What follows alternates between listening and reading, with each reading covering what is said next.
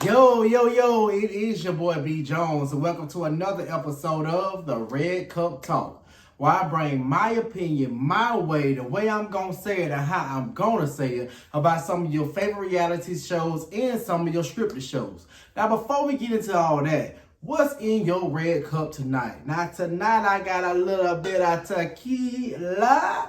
Let's pull that up. We got some tequila, and we gonna mix that up with a little lime juice. Yes, sir.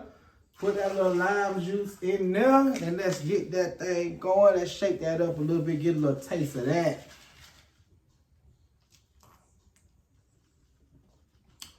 Just right. Just how we need to do it.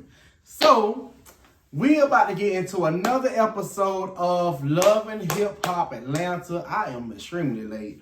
I uploaded my last video late. I'm uploading this video late. I am extremely late. I've been busy. I've been working. I've been out and about, networking, going to these events. I had hostings. I had a lot going on these past 2 weeks.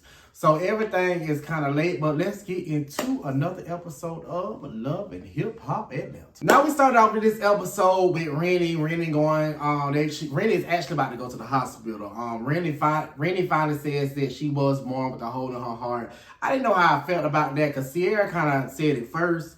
And I don't think Sierra should have said it first. I think Rennie should have definitely said it first. So we knew before Rennie even said anything because Sierra said it last episode.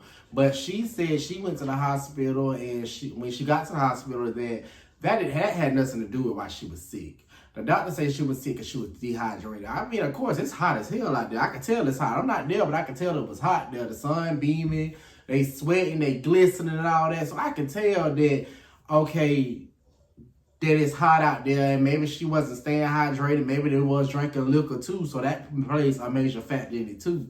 So that's why she had to go to the hospital. But thankfully, Rennie was okay, that she was okay to go ahead and go to Spice concert. Now I'm saying, this is what I'm saying. Rennie, I guess it was, she didn't actually have a heat stroke probably. She probably just dehydrated because she got on that stage at Spice concert. She was splitting, twerking, all the ladies was twerking, but she's splitting, throwing, and having a good time.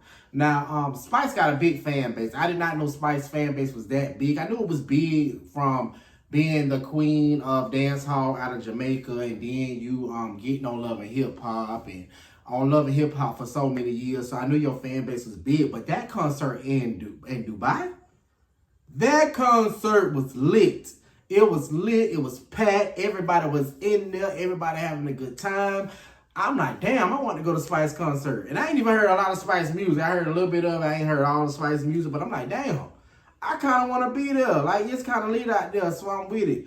So after the concert, the ladies talked and, came together, had dinner. And they say this trip was really healing for them.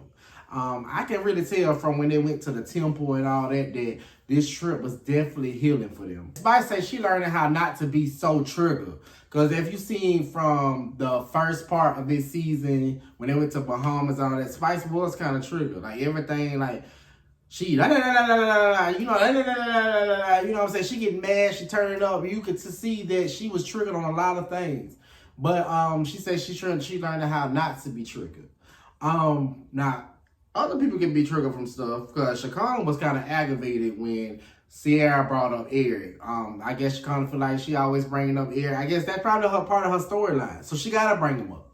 So she brought up Eric and say that Zell seen Eric out at a club or something and sent Sierra a video of Eric like dancing with women, all up on women and all that. But I feel like, why do you care? If he dancing, if y'all getting divorced and he's dancing with women, why do you care? You need to go post you dancing with a man somewhere. Or post you having some fun. So why do you care about that? Because if I'm divorcing somebody, ain't no love lost at all. But it's just like, why do I care what you do? You could go sleep with 5, 6, 7, 12, 13 people. I really don't care about that. You know what I'm saying? Because I moved on for that, so why would I care? So then, since they talk about healing and, how this trip has healed them, Rennie asked Sierra, are you open to forgive Bambi and talk to Bambi? Sierra said, I'm not open to talk to Bambi. I don't want to talk. I just feel like that friendship is on pause. That friendship, I moved on from that friendship. So I'm not open to talk to Bambi. Like, why do I feel like I need to talk to Bambi? Like, I feel like that's over. I done moved on. If I keep holding on to that, and I get it. I definitely get that. I feel like if you have moved on for somebody and closed that chapter, let it go. Let it go and keep on moving. Don't sit up there and harbor on the feelings of like, oh, I should have kept this friendship, da da da. If you feel like that friendship was not important, and you feel like that friendship was just non-involved at the time, just move on. Don't worry about it. Don't speak on each other. Just move on quietly. So since Rennie asked that, Shekinah say, well, since you asking that, are you ready to move on with Banks? Are you ready to move on with Erica Banks? She said, hell no, I'm not ready to move on with Erica Banks. To me, I don't feel like the Erica Banks and Rennie drama was that serious, honestly. I feel like they could move past that. I feel like that's something that that's irrelevant, honestly, because they wasn't friends in the first place. Then it's just like, this is petty what y'all going through, so why y'all going through it? That's some petty shit. Like, why y'all going through it? So move on. Now, can Spice move on with Carly Red? They was friends. They was close. They was supporting each other. They did have a song together. You know what I'm saying? Can you move on from that? I feel like Spice is one of the people that kind of hold grudges for no reason, because I don't feel like why her and Carly couldn't move on. Now, I understand Erica Miller. I understand. She say, no, Erica Miller is done. That's over with. You know what I'm saying? She trying to move on from that. So I definitely understand Erica Miller, but I don't understand Carly Red. I feel like y'all can move on from that and keep on moving. But I feel like you and Carly can move on from that. But she said her and Erica Miller has nothing to fix. She cut it off. She healing from that. She has nothing to fix. I'm trying to think, do y'all feel like Spice kind of dragging the situation? Because me personally, I don't feel like Erica Miller is racist. I don't. I feel like the comment was nasty what she said. She shouldn't have said the comment about the blue monkey and stuff like that. But when you mad, ain't no telling what you might say. You might say whatever you want to say. There's nothing really off limits. You can say, oh, don't talk about my family. Don't talk about me. Don't do this nasty comment. But you can't say that, because when you mad, you in the heat of the moment, ain't no telling what you might say. So with that, with them talking about Erica with this comment, Rennie was like, I do understand, what I'm saying, because I had to go through situations with my blood sister. Like, Rennie is a light-skinned woman. She's very light-skinned. But her blood sister from her mama, which they probably have two different dads. I don't know. She didn't say that, so I don't want to put no words in her mouth. But the sister, a darker complexion. So she went through that with her sister. She went through people telling her, like, oh, that ain't your sister for real. Knowing that's really her blood sister. Something about the siblings from your mama. When you grow, because y'all grew up in the house together and stuff like that. Like, you have siblings from your dad. Like, I have siblings from my dad. You know what I'm saying? I have one sibling between my mama and daddy, you know what I'm saying? So we're more closer because we more close in age, for one. Then we grew up mostly together, you know what I'm saying? Most of the time. You know what I'm saying? I do have two younger siblings that we grew up with them too, but that's on my dad's side. But we know each other, but they know each other, well, but they had to move away when my grandmother died, because my grandmother basically raised them. But I have two younger siblings under them that I don't know at all. You know what I'm saying? They don't know me, I don't know them. So I'm more closer to my sister with my mama, which that's my dad's child too. I probably explained that. Tequila probably got me explaining it all kind of crazy, but I'm more closer with her because we only a year and some months apart, maybe a year and 10 months apart. But we grew up more closer together. I did more stuff with her or around her or stuff like that. We had to stand up for each other. We only had each other. We didn't have like all these other close in age siblings like some people do. We didn't have that. We basically just had each other. So if she got in something, that had me getting into something, or if I got in something, she coming to getting into it. So it's kind of different. So I understand where Randy comes from. Like, that's my sister. I love my sister. So don't just say, oh, that's not my sister and stuff like that. But with her talking about her sister's skin complexion and all that had Spice break down. So Spice breaking down, just basically saying, I feel your sister hurt. I don't like that. So that's why I want to know, is Spice kind of dragging the topic? Is she dragging the topic because she on the show? Or is she dragging the topic because this is something she really care about? This is something she really go through every day. I really don't know. I don't know Spice on a person. I never met Spice before. I never seen her in person before. So I really don't know if this is something that she actually care about, or she actually constantly going through, or is it something for TV where she got to have this storyline that she has to keep constantly talking about it. I really don't know. But like Rennie said in the episode, let's teach awareness, not trauma. You know, let's make people aware of what's going on. Don't show the trauma of what's going on. Let's move on to Saucy and Zell. Zell is in the jewelry store trying to find Saucy something. If you know Saucy Santana is flashy, got the jewelry. Even before he was like big a celebrity, like he'll go buy his fake Chanel bag or something fake, you know, fake it till you make it or whatever like that. So he's always been flashy. Like Santana, like Zell say, Santana is a material girl. Like he got a song called Material Girl. So he got the rings, the bracelets, the necklace, the watches. He got all that designer clothes. That's how he step out.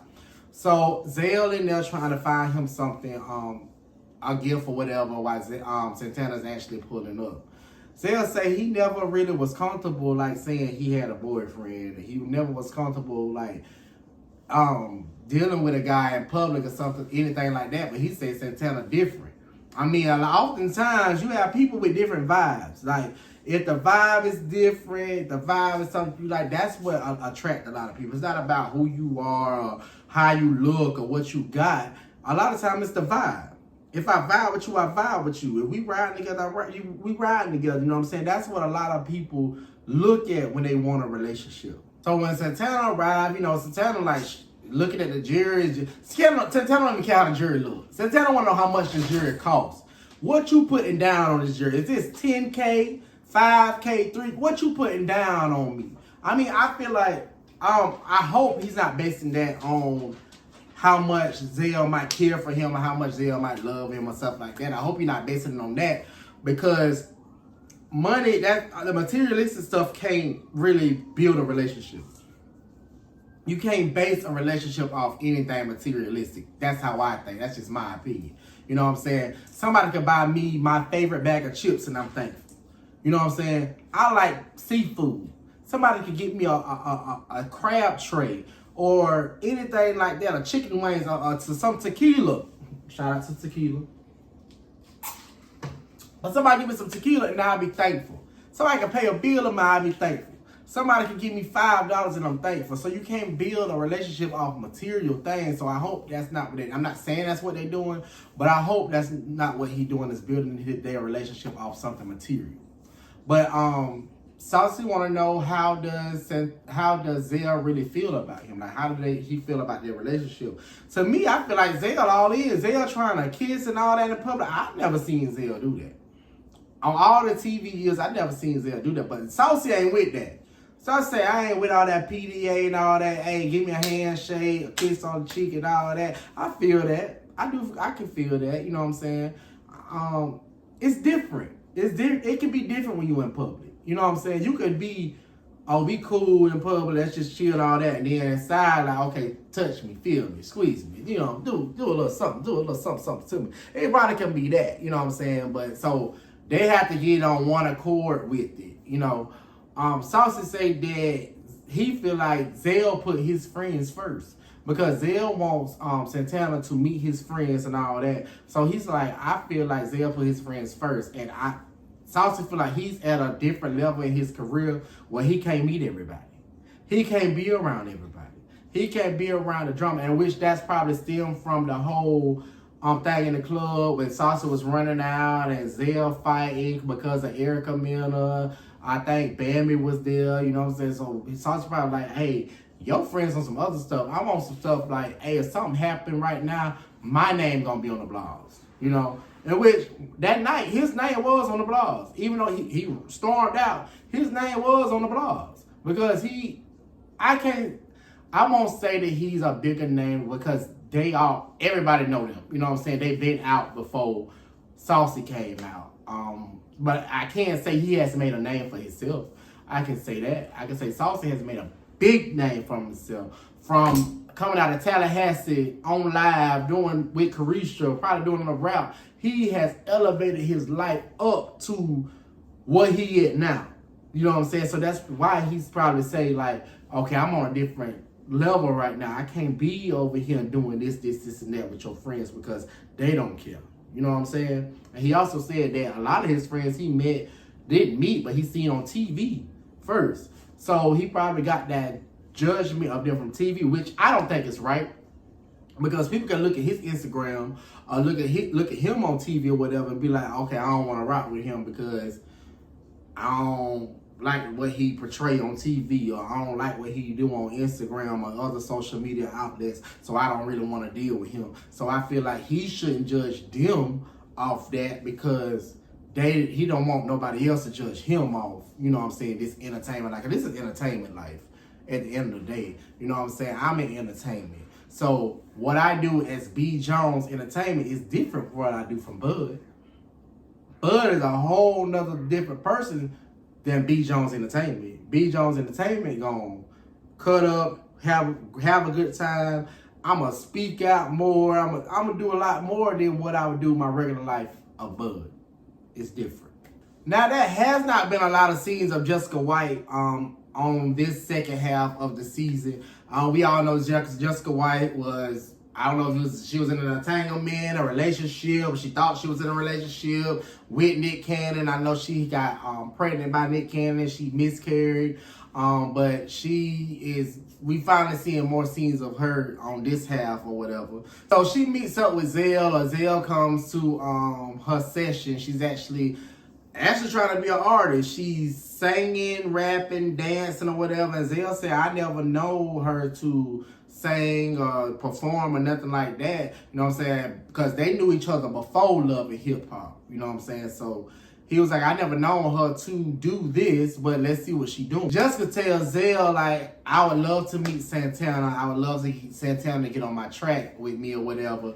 And Zell already like, ooh, I don't know, because he already know what Santana told him.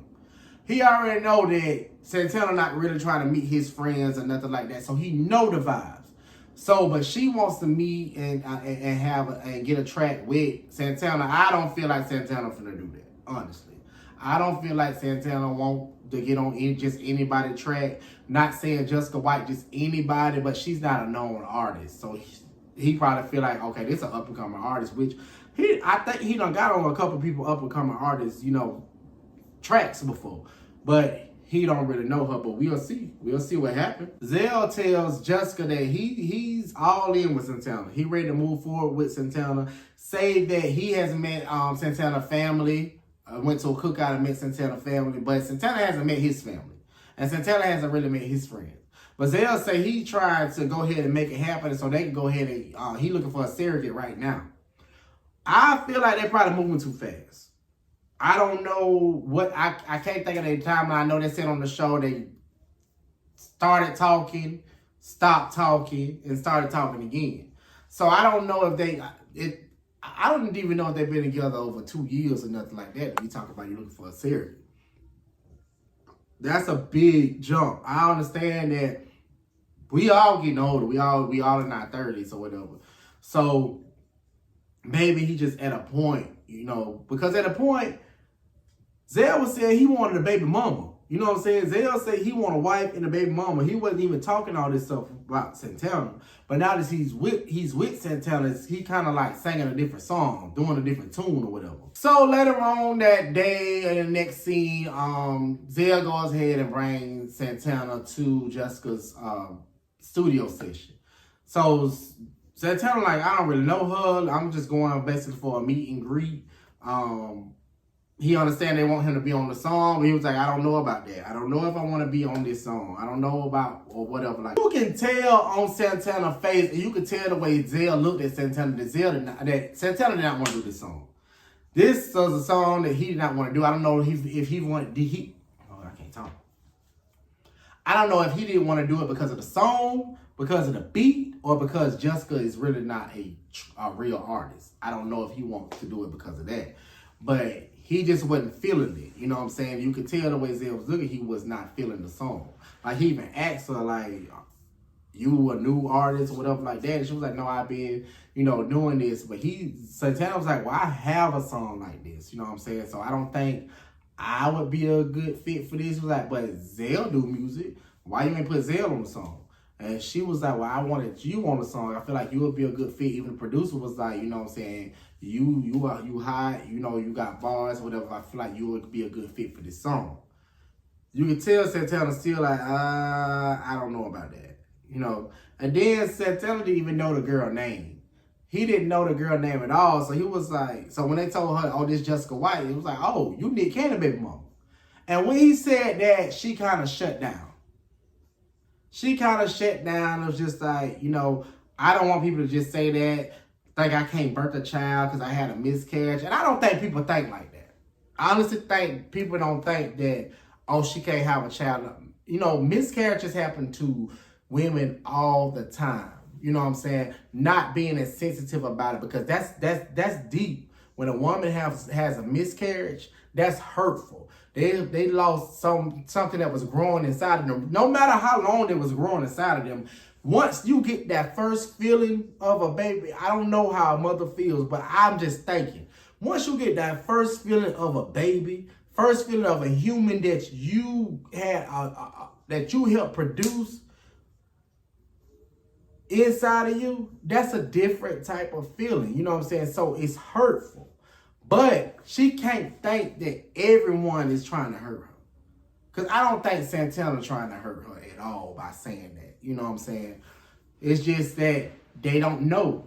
They don't know her. They just read what's in the blogs and see what's on Love and Hip Hop. So they honestly, truly don't know. So she really can't blame people for not knowing. You know what I'm saying? Maybe he could have delivered it a different way. Maybe he could have done that. But people just honestly don't know. But through all the whole listening session, Santana go ahead and just tell her, like, I really don't see myself on this song. I really don't see myself doing this, so I would have to pass. I feel like that was a good way to let her off, a good way to, say, hey, I don't really want to do this. So I feel like it was a good, respectful way of handling it. Now, Miss Erica Banks be so with her lawyer. She got chaotic on her side too. That damn chaotic crazy. But she got chaotic on her side too, meeting up with her lawyer. Because basically 1501 say she's still in contract. She thinking she out of contract. They saying she ain't. Why the hell does 1501 keep doing this to their artists?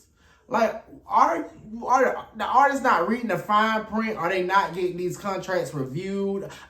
If I was going to be an artist and I'm signing my life away basically to a record label, I'm going to get my shit reviewed. I'm going to go to my lawyer. I'm going to get a second opinion and all. I'm going to get my shit reviewed. Because if I want to get up out of there, I'm getting up out of there. I don't care what no contracts say. If I want to leave you, I feel like you ain't doing right by me, I got to go.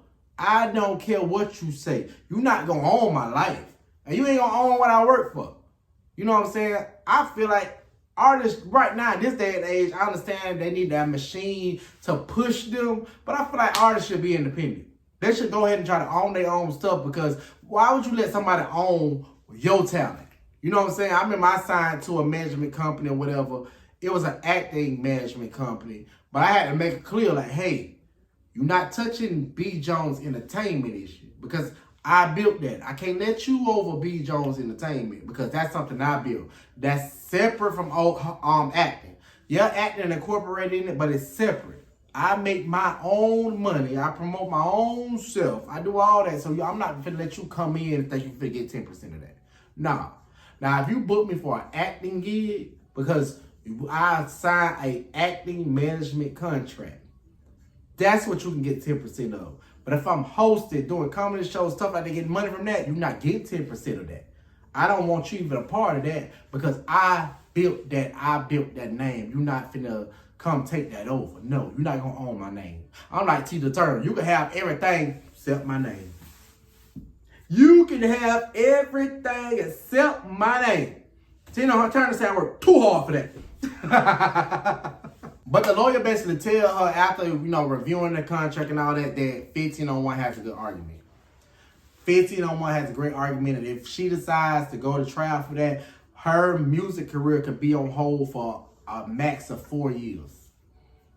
So imagine you on Love and Hip Hop. Imagine you got a couple, hit songs, but you shelved. You done. For 4 years, you can't do that for 4 years because these people own you.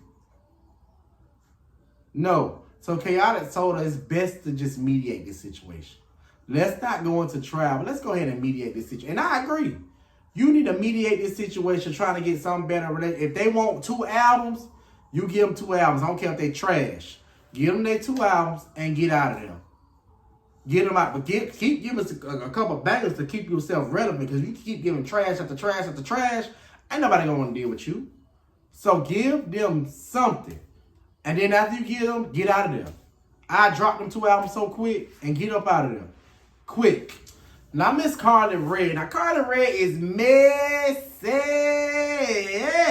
Not only was she trying to talk to Erica about the whole Bahamas trip with Amy in a previous episode, she decides that she's going to put Amy on this track that Erica was on, knowing Amy and Erica got this up and down feud about Chaotic. So she decides she put Amy on this track. So she tells Amy, like, hey, Erica was on this track or whatever like that. So Amy was like, I'm going to do it.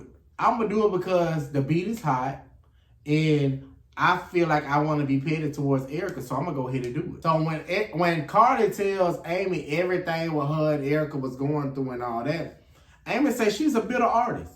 She just bitter. I don't think she's necessarily bitter. I just think somebody wronged her and she just don't want to deal with nobody who wronged her. Because somebody wronged me, what we talking for? I don't want to talk to you. I don't want to build with you. What they say on ATL, I don't want to skate with you. I don't want to do none of that with you. If we got a problem, if you don't wrong me, I don't want to do shit with you. Back up off me. Don't mention me. Don't talk to me. Don't look at me. When you see me, you go this way. That's what you do. We ain't got no conversation need to go on. I dealt with supposed to be an agent in Atlanta, and I just feel like he was just doing shady stuff, and I found out he was doing shady stuff, and I got go on. I was gonna submit to something that was going on. I seen his name on it. I said I would never do it. If that's my opportunity to miss, that's my opportunity to miss. But when somebody wrong you, when somebody do something to you, you do not want to do business with them. Because it'll never be good business. It'll always be shady business. Now, Carly having a showcase. When I tell you, they put that showcase together so fast. They did that song so fast. They doing a showcase real fast. She got a showcase at Spice House. Spice House right down the road from my house. I didn't even know they was filming there that night. I probably would have went. But they got this showcase at Spice House. Kai, which is I don't know if he's the president, the former president, I don't know what it is, a 1501. But he brings some record executives there to meet Carly, to see her perform, just to get her more out there, get her connected and all that. And Bambi's there. Bambi's coming in, and Bambi's actually supposed to perform. But Bambi started acting crazy, like her chest get to tight, and it seems like she's having a panic attack. And so what her manager said, Bambi, this is your 3rd panic attack. No, you've already had 3 panic attacks this week. Now this is your 4th panic attack. You don't have to perform. Bambi said she's never had a panic attack in public. She's always had her panic attacks in private. She said it's so much pressure on her. There's so much pressure on her with the divorce. There's so much pressure on her, with life, and then raising her kids. And then Mama D put a diss track on her. That damn Mama D. In that order. Mama D put a diss track on her. So it's just all that pressure on her. So, I have anxiety. I haven't had a bad anxiety attack in a while, but I've had an anxiety attack. And you feel like you're dying. I ain't gonna lie to you. Like, I just knew I was dead. I knew I was done for when I had an anxiety attack. I had an anxiety attack, so she definitely can't perform. So they heard me get Bambi out the building. She's leaving out the building. So now it's time for Carly and Amy to perform. Carly up there, I don't know what the hell Carly Red is doing. I don't know. Booty going one way, body going the other way. I don't know what she trying to twerk. It's just looking bad. It's looking bad. I didn't like it. I didn't like it. I don't care what nobody say. I didn't like her performance. I don't know what she was doing. Now when Amy got up there, Amy got stage presence. Amy can perform. She definitely got the crowd's attention. She definitely can perform, but I don't know what the hell Carly Rae was doing. Even Yandy was looking like, what the hell going on? And I'm so happy that Yandy went ahead and told her, was like, good job. I like the song, but this performance was not artist material. This performance wasn't a good performance. You got to work on your dances, working on that, because that wasn't it. Yandy said that's what, and it was true. That was not it. I understand her music doing what she did hit #1. I don't know, was it for that song or another song? I know that she did a good job with her and Spice song. And she recently just had a song that I think she hit #1 on something, on one of the charts or whatever. So I guess she got some support. It's just, I don't know what that performance, I don't know what that was. That was not, it wasn't it for me. I didn't like it. I didn't like it. But this was pretty okay episode. Pretty okay episode. Like I said, I was behind on this review. I was behind, but I'm trying to make sure I don't be behind no more. Make sure I don't have anything to do on Tuesday nights anymore, because I have been busy. But I'm trying to align everything, make sure everything is on the up and up, and I can just stay consistent with this. But make sure you like, share, and subscribe to my YouTube channel. Make sure you follow me on all social media, Facebook, Instagram, TikTok, @BJonesENT. And make sure you press that bell notification so you can be notified every time I drop. Because it's your boy, B Jones.